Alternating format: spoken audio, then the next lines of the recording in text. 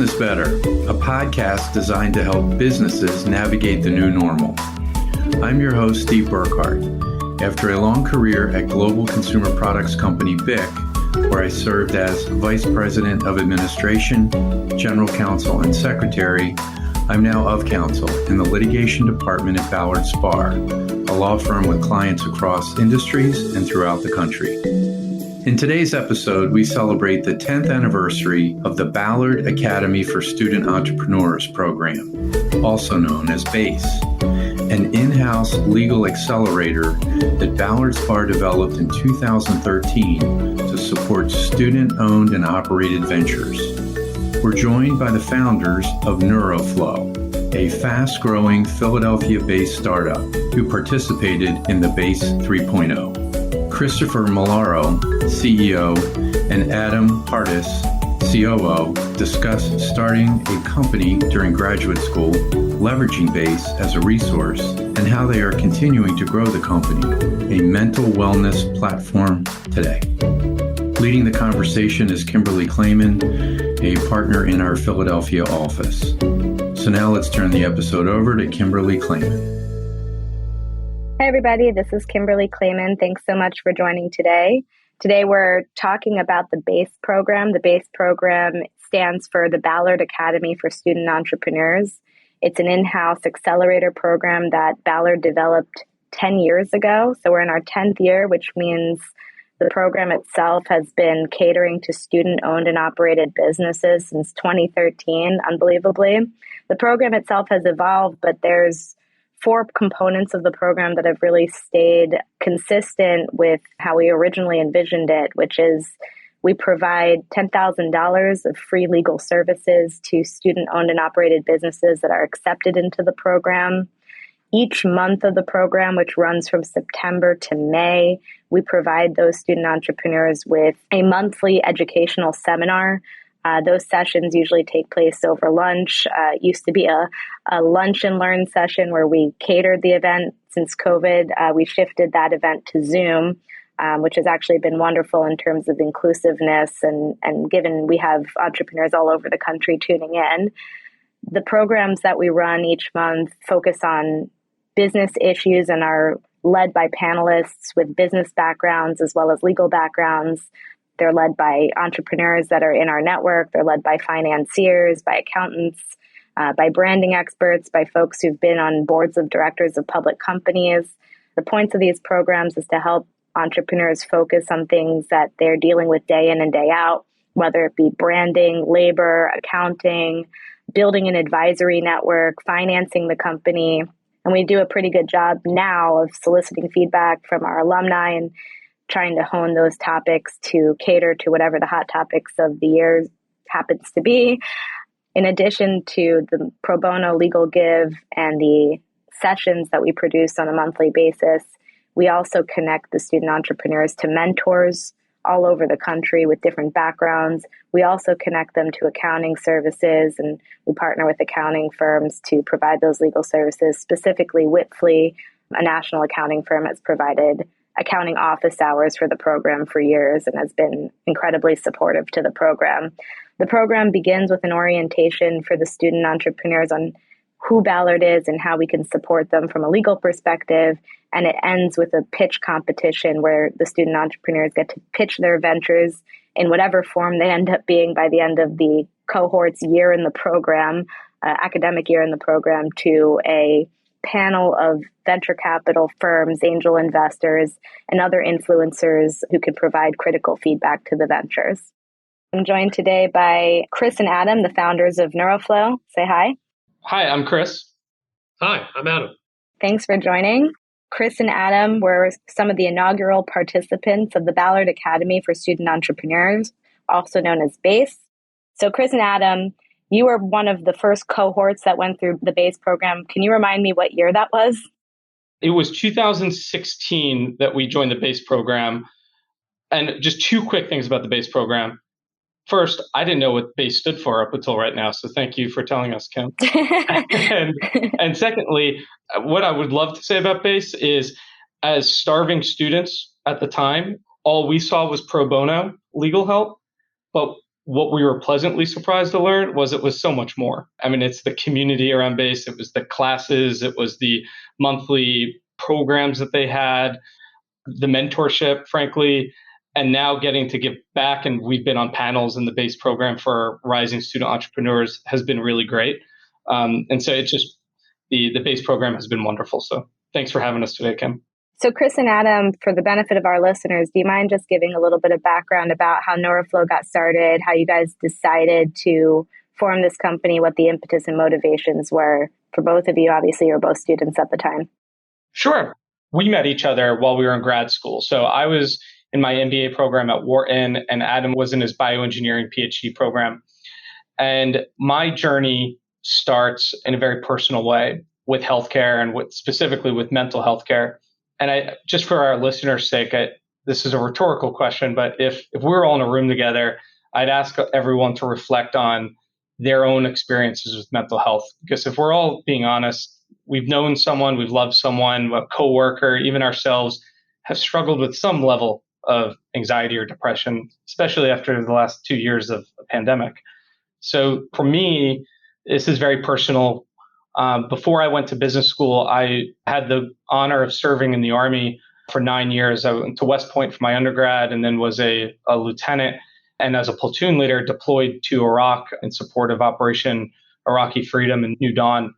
40 soldiers under my command. I got to call them colleagues and heroes of mine. We came back home. We had 280 combat missions under our belt, and everyone came home safe. Except one soldier struggled with PTSD, sleep issues. I mean, we all were struggling in our own way, but one soldier in particular needed an extra level of support, and he didn't get that support, and he lost his battle to depression. And, looking back on it, aside from being a personal leadership failure for myself, it was such a gap in care that didn't need to exist. No one ever followed up with him to check in. How are you doing? Are you improving? Are you not improving? And while technology is not the panacea to our healthcare challenges, I believe technology can be an accelerator and can help bridge that divide so that other people don't fall through those cracks. And so today, that's what we developed at NeuroFlow, is a technology platform that helps connect patients and members of health plans with the appropriate level of care, whether those are psychiatrists, therapists, so forth, and then run data analytics in the background so that we could see, are people getting better? Are they not getting better? And we could highlight those and escalate those people that need that higher level of care to the appropriate resources. And so today, we go back and we do that with a bunch of people around the country, and it's a big honor. And doing a startup, especially in healthcare, is not an easy endeavor, but being anchored in our why and our personal mission certainly helps move forward and get through the tough days. Now, I want everyone out there to know exactly where you guys are at today. So perhaps you can give us a quick snapshot of NeuroFlow today, and then we'll take everyone back in time to 2016 when you first discovered the BASE program, and you can give people a sense of the trajectory and journey you guys have undergone. For sure. So today, we are a healthcare technology company based at 1601 Market Street. We just moved into our new headquarters. So we're neighbors to the Ballard offices in Philly. And we have just over 100 employees. We're spread out nationally. We support 15 million users in all 50 states. And we partner with health systems, health plans, and government organizations. Yes, NeuroFlow has grown tremendously since we first were introduced to you guys in 2016, including going through rounds of financing, incredible growth in terms of the number of employees. Offices keep getting fancier, so all of that is great. But maybe take us back in time for a second to when we first got introduced. So the BASE program at that point was, I think, going through it was in its third cohort. We're at the 10th cohort now. At the time, the program was very much centered in Philadelphia. As I mentioned in the beginning, the program is now national in scope with companies in Chicago, California, Texas, Arizona. So maybe we go back to 2016. We had about 10 to 12 companies in the cohort, and you guys were one of them. How did you come to learn about BASE and apply to the program? When we were students, we were as bootstrapped as companies get from the beginning. And so we were still full-time students. We needed ways to try to fund the interns we were hiring, building prototypes and that sort of thing. We were fortunate enough to win $140,000 in various business plans. So like actual cash, non-dilutive funding that came to us. Part of that money, what required us because of that money was to then establish a company so that we could have a business account to accept that money. We were anything but a real business at the time, but we needed a business account. And so you needed formation documents. And we didn't know really how to do that. And so we just started researching different ways that we can incorporate different resources that were available to us. And I think that's when we initially met, Kim. You were guest speaking at a class of ours, and we learned about the program at that point, to which then Adam and I applied for BASE. We're fortunate enough to be accepted, and you helped with those initial formation documents, which is kind of neat looking back at it. Yeah, I think that's right. I remember you guys being students. I remember asking the professor what he thought of you in order to make sure you guys were good guys. But I will say, yeah, I remember you guys joining the cohort. At the time that you joined, I know we did the formation documents, and that was your guys' goal. I know our goal going into each cohort is always to make sure we're doing much more than just providing legal services. What are some of your recollections in terms of the takeaways from the BASE program? I found it to be much more practical and pragmatic than a lot of the kind of early stage, especially like free type accelerators. Because we've gone through, a variety of them that had different value to us across the kind of life cycle of the business. But the kind of accounting principles, some of the, how you should think about partnerships from a people standpoint, from a founder standpoint, how to work together, what pitfalls you should be thinking about, even though it's really early.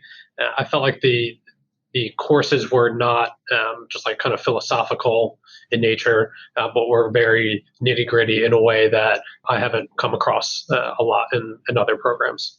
Back in the early days of BASE, a lot of the student startups who came into the cohorts were really working on formation. They were very much prior to any rounds of financing. I found now that startups coming out of universities and dorm rooms are much more sophisticated. And just as a data point for you guys, the BASE cohorts, as of last year, had raised over $150 million within the program. So they'd done fundraises in aggregate of over $150 million. Looking back on your own cohort, what sticks out in terms of the network of other entrepreneurs that you met, and how does that strike you? So first, I think building on what you were talking about in terms of goals and what we tried to get out of it, and what Adam said of that foundational, of the very pragmatic things that we were learning. To me, a goal, formation documents were just that, obviously formation documents, but it was important to do them right from the get-go and to set the foundation for our company, peering into the future when we were a $50 or $100 million company with 100 employees. We didn't have to redo a bunch of things. That we had a foundation where we could build off of. And I think of evidence to that, many of the foundational documents that we did with Ballard and through the BASE program, and then, maybe not documents, but policies and lessons learned have not changed since then. Like our stock option plan is still the stock option plan from 2017. And we haven't had to adjust any of that, which I think makes us more efficient moving forward as well. In terms of the cohort, I think that's part of the foundation. It's like that network is really tough to build. And when you have colleagues, other entrepreneurs that you can learn from, you could share what mistakes they've made, maybe what strategies they're doing, is invaluable. One stands out for me is Jared, who was on Shark Tank, and he was in our cohort.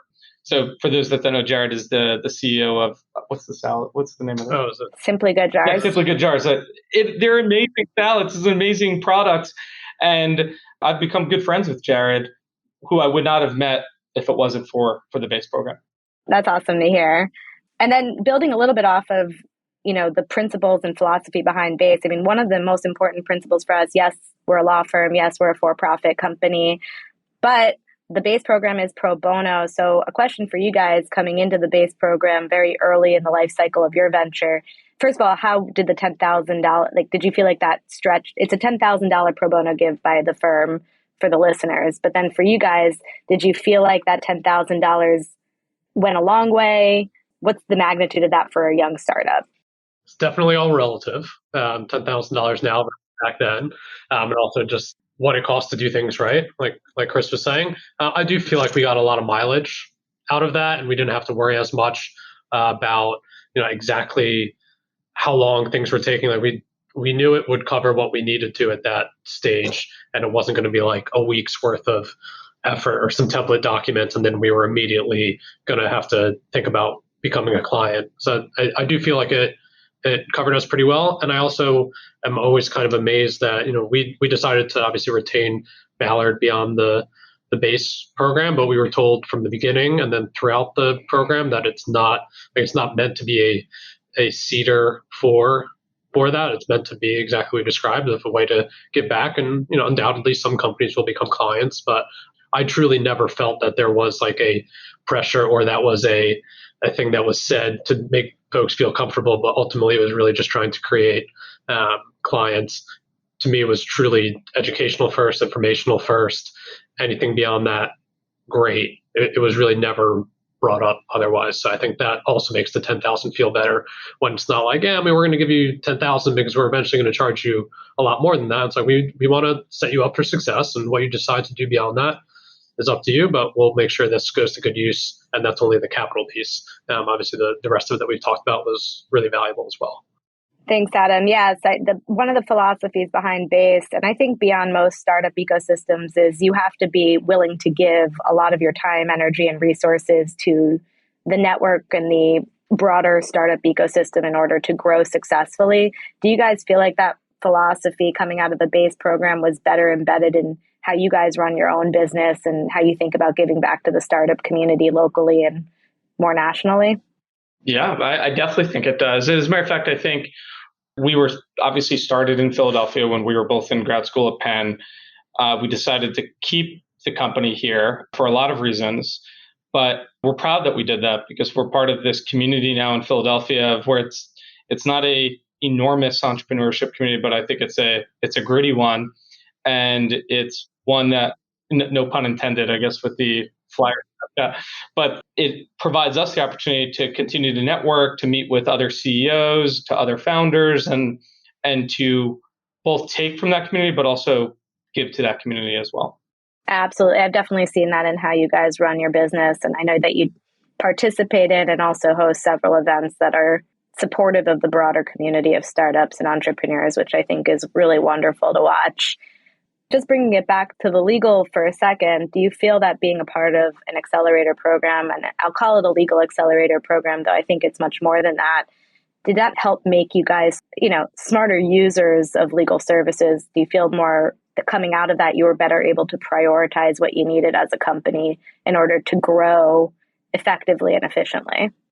Yeah, I think we didn't know what we didn't know, frankly, when we were students. So neither of us had legal backgrounds. Google makes you just dangerous enough to kind of get some answers, but maybe not get the full context behind those answers, and really knowing what landmines to look out for that are ahead of us. And the accelerator certainly did that. But again, I'll echo what Adam said before, which it's not just an accelerator where it's a transaction, it's a relationship mentor-based program that, there's an element of trust there where you were investing in us to be a successful alumni.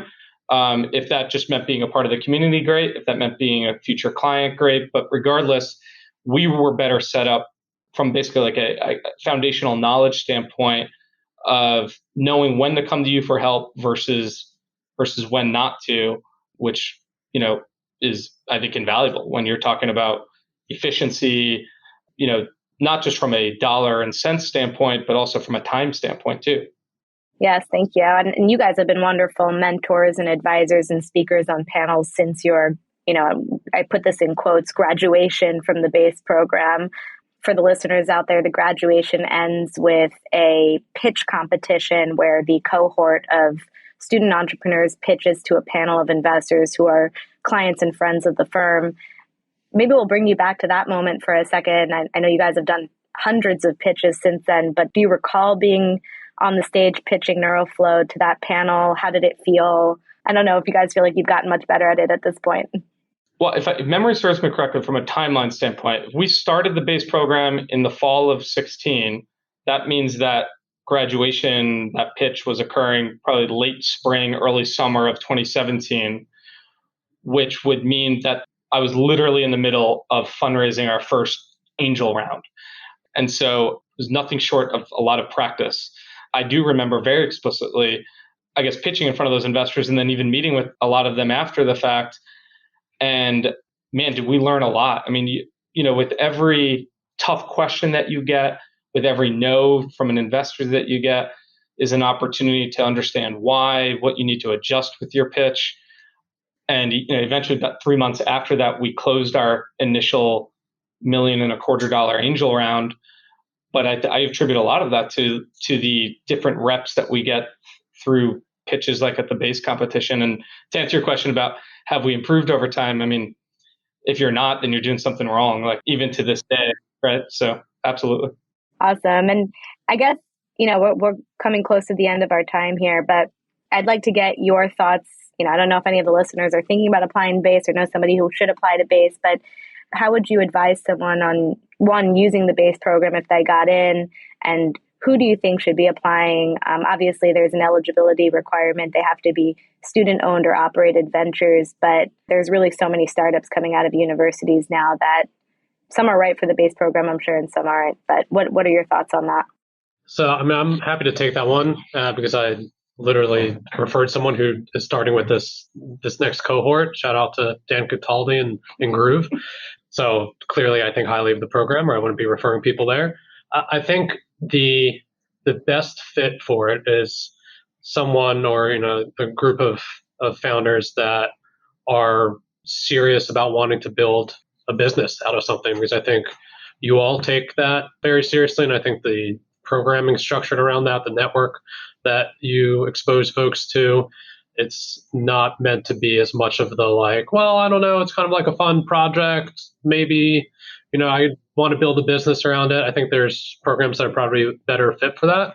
And there's nothing wrong with that. But I think this is kind of past that stage, still super, super early, but no, we really want to give this a go. How do we go about doing it the right way?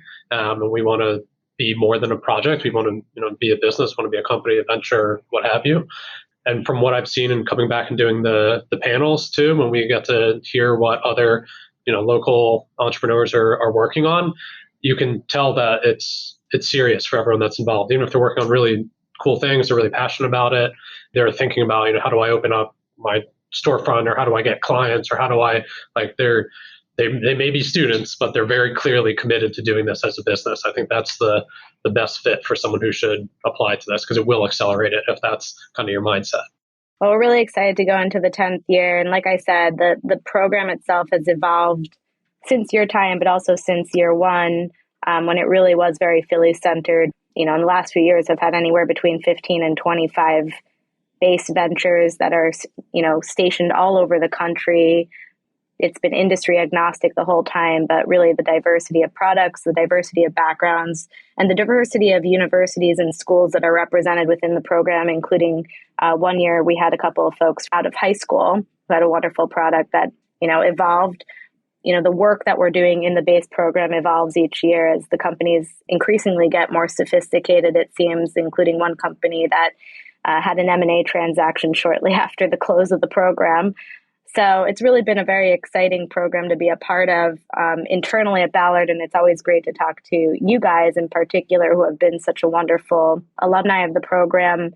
You've really come back and supported the program in various respects, and it's been really exciting to watch you guys grow yourselves, and we're always happy to support NeuroFlow. So thanks for talking to us about BASE and helping us celebrate the 10 years that it's been in existence.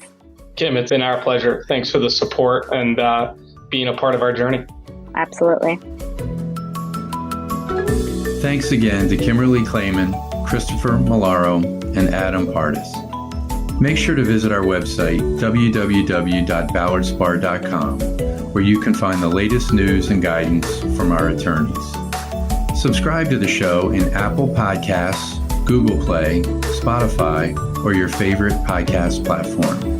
If you have any questions or suggestions for the show, please email podcast@ballardspar.com. Stay tuned for a new episode coming soon. Thank you for listening.